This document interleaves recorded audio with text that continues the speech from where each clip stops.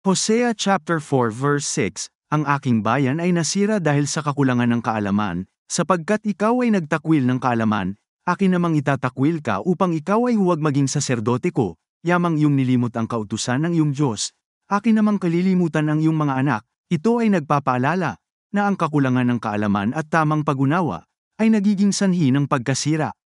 Isa ka ba sa mga naniniwala, na ang ganitong klaseng pagsamba ay pagpapakita ng iyong pagmamahal sa Diyos?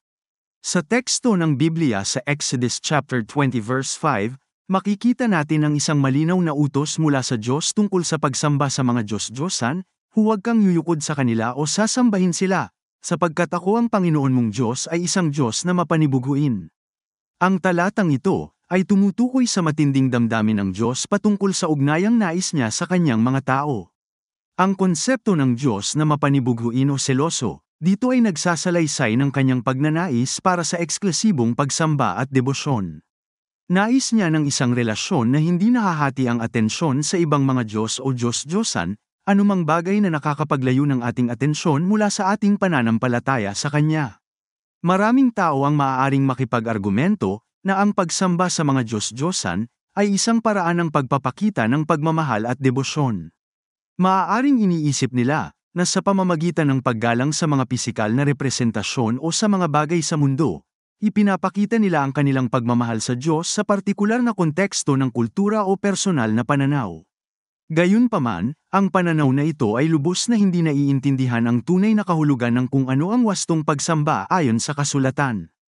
Ang utos ng Diyos ay nagtuturo ng isang malalim na katotohanan. Nais niyang sambahin siya ng mga tao sa espiritu at katotohanan, John chapter 4 verse 24.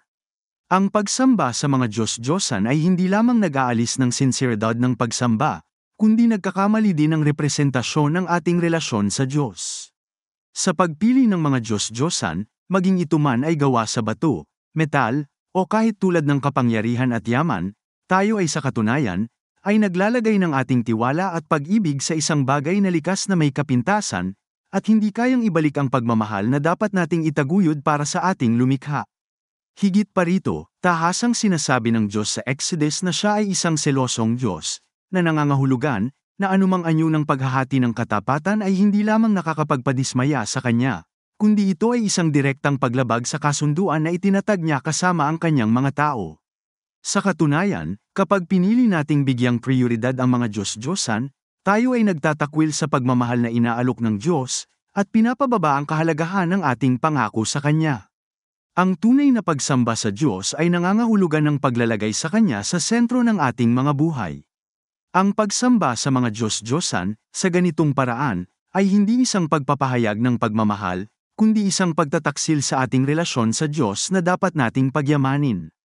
Sa ating pagninilay-nilay sa kasulatang ito, hayaan nating suriin natin ang ating mga sariling buhay at isaalang-alang kung paano natin masisiguro na ang ating pagsamba ay nakatuon lamang sa Diyos na buhay na nagmamahal sa atin ng walang kondisyon, at nagnanais rin naman ng ating walang kapantay na atensyon sa Kanya.